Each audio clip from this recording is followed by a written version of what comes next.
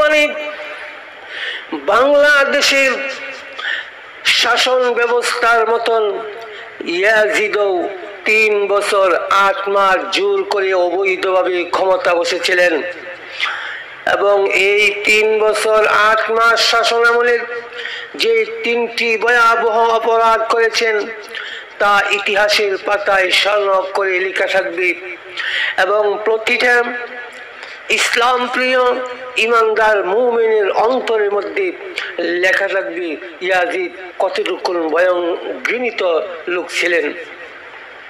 তার মধ্য থেকে একটি হলো 61 হিজরিতে ইয়াজিদের আদেশক্রমে উবাইদুল্লাহ ইবনে জিয়াদের নেতৃত্বে রাসূলুল্লাহ সাল্লাল্লাহু আলাইহি সাল্লামের প্রিয় নাতি হযরত ইমাম হুসাইন রাদিয়াল্লাহু তাআলা কে নির্মমভাবে দমন করে এবং কারবালায় মাঠে আটক করে নির্দয়ভাবে শহীদ করেন। তার শিশু প্রিয় পুত্র আলী আসগর সহ 28 জন আওলাদে রাসূল সাল্লাল্লাহু আলাইহি সাল্লামকে শহীদ করেন এবং হযরত হুসাইন রাদিয়াল্লাহু তাআলা 77 থেকে 100 জন সাথী সঙ্গীকে নির্মমভাবে তারা শহীদ করেন। আমরা জানি সহিহ বুখারী শরীফে আসছে অন্যায়ভাবে লড়াই করে কোন মুসলমানকে হত্যা করা কুফরি, আর এই কুফরি কাজটা ইয়াজিদ করেছেন। যেই জায়গায় সে রাসূলুল্লাহ সাল্লাল্লাহু আলাইহি সাল্লামের বংশের মানুষদেরকে অন্যায়ভাবে হত্যা করা কত জঘন্যতম অপরাধ, সেই অপরাধ সেই ইয়াজিদ সংগঠিত করেছেন, ইয়াজিদ করেছেন। হযরত আমিরে মুআবিয়া রাদিয়াল্লাহু তাআলা আনহু ইন্তিকালের পর বাটপারি করে জোর করে ক্ষমতায় বসার পরে ইয়াজিদ অহংকারে দিশেহারা হয়ে যায়।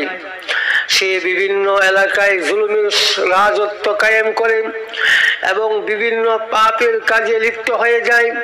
তিনি বিভিন্ন কুকর্ম পছন্দ করতেন এবং বিভিন্ন কুকর্মের মধ্যে লিপ্ত হতেন। সে মদ পান করত, সে গান বাদ্য বাজনার মধ্যে লিপ্ত থাকত, সে কুকুর লালন পালন করত, সমকামিতার মধ্যে তিনি লিপ্ত ছিলেন। প্রতিদিন সে মদ পান করা অবস্থায় সকাল বেলায় বানরকে ঘোড়ার পিঠের মধ্যে বাঁধিয়া ঘোড়াকে দৌড়াইতেন। আল বিদায়া ওয়ান নিহায়া 8 নম্বর খণ্ড থেকে তা সংগ্রহ করা হচ্ছে, আপনারা খুলে দেখবেন, আরো বিস্তারিতভাবে লেখা আছে। দ্বিতীয় অপরাধ কি ছিল? দ্বিতীয় অপরাধ হাররার ঘটনার দিকে লক্ষ্য করুন।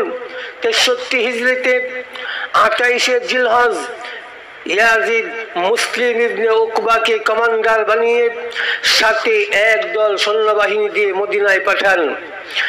মদিনার অধিবাসীদের উপর আক্রমণ করার হুকুম দেন ইয়াজিদ। তখন তার সেনাবাহিনী মদিনায় হামলা করে অনেক সাহাবী, তাবিঈন এবং বিশিষ্ট ব্যক্তিদেরকে হত্যা করেন। সে সেখানে মহিলাদেরকে লাঞ্ছিত করেন এবং মদিনার মানুষদের ধন সম্পদ লুটপাট করেন এবং 3 দিন পর্যন্ত মদিনায় ইয়াজিদের রাজত্ব কায়েম করেন আর সেখানে বিভিন্ন ধরনের অপরাধ সংগঠিত করেন। অথচ রাসূলুল্লাহ সাল্লাল্লাহু আলাইহি সাল্লাম পবিত্র মদিনাকে হারাম বা সম্মানিত হিসাবে ঘোষণা করেছেন। মদিনার হেরেমের ভিতরে কোনো যুদ্ধ বিগ্রহ চলবে না, মদিনায় কোনো রক্তপাত করা যাবে না। রাসূলুল্লাহ সাল্লাল্লাহু আলাইহি ওয়াসাল্লাম বলেছেন, আল্লাহুম্মা ইন্না ইব্রাহিম হারামা মক্কা ফাজআলহা হারামান। হে আল্লাহ, ইব্রাহিম খলিলুল্লাহ হযরত ইব্রাহিম আলাইহিস সালাম মক্কাকে হারাম বা সম্মানিত হিসাবে ঘোষণা করেছেন। ওয়া ইন্নী হারামতুল মদিনাতা হারামান, আর আমি মদিনাকে হারাম রূপে সম্মানিত হিসাবে আমি ঘোষণা করলাম। ওয়ালাম ইউহমালু ফিহা সিলাহুন লিল কিতালি, আর এই শহরে যুদ্ধ করার জন্য যুদ্ধ করবে দূরের কথা, যুদ্ধের কোনো অস্ত্র গ্রহণ করা পর্যন্ত যাবে না। ওয়ালা তুখবাতু ফিহা শাজারান, আর সেখানে কোনো গাছপালা পর্যন্ত কর্তন করা যাবে না। আর সেই মদিনার মধ্যে সে আক্রমণ করছে। অন্য হাদিসের মধ্যে আল্লাহর প্রিয় নবী জনাব রাসূল সাল্লাল্লাহু আলাইহি ওয়াসাল্লাম বলেছেন, মান আখাফা আহলাল মদিনাতি যুলমান, যে ব্যক্তি মদিনার কোন অধিবাসীদেরকে জুলুম করে ভয় দেখাবে, আখাফুল্লাহ, আল্লাহ তাআলা তাকে ভয় দেখাবেন। ওয়া আলাইহি লানাতুল্লাহি ওয়াল মালাইকাতি ওয়ান নাসি আজমাইন, এবং ওই ব্যক্তির উপর আল্লাহ তাআলার অভিশাপ, ফেরেশতাদের অভিশাপ, সমস্ত মানুষের অভিশাপ। ওয়ালা ইউকবালুল্লাহু মিনহু ইয়াউমাল কিয়ামাতি সারফান ওয়ালা আদলান, আর কিয়ামতের দিন তার কোনো নেক আমল আল্লাহর দরবারে কবুল করা হবে না। ইয়াজিদ মদিনার অধিবাসীদের উপর আক্রমণ করেছে, তাদেরকে বিভিন্নভাবে ভয় দেখাইয়াছে, তাদের উপর জুলুম নির্যাতন পর্যন্ত করেছে। এই পাষণ্ড স্বৈরাচার ইয়াজিদ পবিত্র মক্কায় হযরত আব্দুল্লাহ ইবনে জুবাইর এবং তার অনুসারীদেরকে পরাস্ত করার জন্য 64 হিজরিতে আরেক পাষণ্ড জালিম হুসাইর ইবনে নুমাইরকে কমান্ডার বানিয়ে সৈন্য দিয়ে মক্কায় আক্রমণ করার জন্য হুকুম দেন। ইয়াজিদের বাহিনী মক্কায় অবরোধ করে মক্কার মানুষদের উপর হামলা চালায়, অনেক মানুষদেরকে হত্যা করে এবং এমনকি কাবা শরীফের উপর জ্বলন্ত অগ্নি শিখা বা অগ্নি গোলা বারুদ পর্যন্ত নিক্ষেপ করে কাবা ঘরের অনেক ক্ষতি সাধন করে। অথচ পবিত্র এই কাবা হারাম এলাকায় যুদ্ধ করা, রক্তপাত করা সম্পূর্ণ হারাম নিষেধ করেছেন। রাসূলুল্লাহ সাল্লাল্লাহু আলাইহি সাল্লাম বলেছেন, ইন্না মক্কাতা হারামাহুল্লাহ ওয়া লাম ইউহাররিমহান নাস, নিশ্চয়ই মক্কা আল্লাহ তাআলা হারাম ঘোষণা করেছেন, কোন মানুষ তাকে হারাম হিসাবে ঘোষণা করে নাই। ফালা ইয়াহিল্লুন নাস, কোন মানুষের জন্য হালাল হবে না, কোন মানুষের জন্য বৈধ হবে না, আইয়ুমিনু বিল্লাহি ওয়াল ইয়াউমিল আখির, যারা আল্লাহর প্রতি এবং পরকালের প্রতি বিশ্বাস স্থাপন করে, আইয়াসফিকা বিহা দামান, সেখানে রক্ত প্রবাহিত করা, ওয়ালা ইয়াদুদা বিহা শাজারা, এবং সেখানে কোনো গাছ কর্তন করা। যে মক্কায় আল্লাহ তাআলা হারাম বা সম্মানিত হিসাবে ঘোষণা করেছেন, যেখানে রক্ত প্রবাহিত করা হারাম, যেখানে একটি গাছ কর্তন করা কাটা নিষেধ, আর কর্মগুলো পরকালের সাথে, এই কর্মগুলো পরকালের সাথে সম্পৃক্ত, পরকালের সাথে সংশ্লিষ্ট।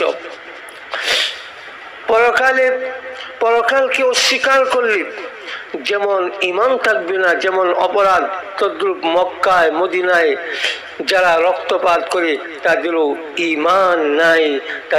ঈমান নাই। আর ইয়াজিদ ওই কাজগুলি করেছে।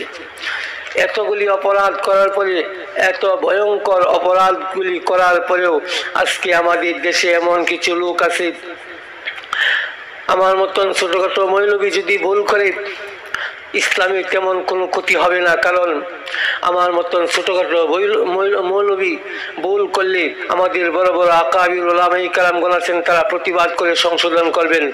কিন্তু বড় বড় ইসলামী স্কলারগণ, নামি দামি বড় বড় আলেমরা যদি ভুল করে থাকে, তাহলে জাতির যে ক্ষতি হবে, এই ক্ষতি শুধরানো কখনো সম্ভব হবে না।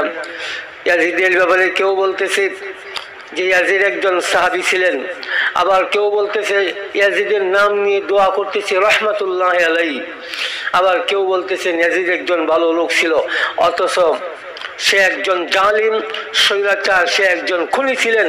আমরা জানি যে অন্যায় করে সে যেমন অপরাধী, যে অন্যায় করার হুকুম দেয় সেও তদ্রূপ অপরাধী, বরং তার চেয়েও বেশি। ইয়াজিদের হুকুমের মাধ্যমে এই সবগুলি ঘটনা সংঘটিত হয়েছে। আমরা কিভাবে তার নাম নিয়ে তার জন্য কল্যাণের জন্য আমরা দোয়া করতে পারি, তাকে ভালো মানুষ আমরা বলতে পারি। যার ভিতরে ন্যূনতম ঈমান থাকবে, যে ন্যূনতম যার ভিতরে ঈমান আছে, সেও কখনো ইয়াজিদকে ভালো মানুষ বলে সাপোর্ট করতে পারে না।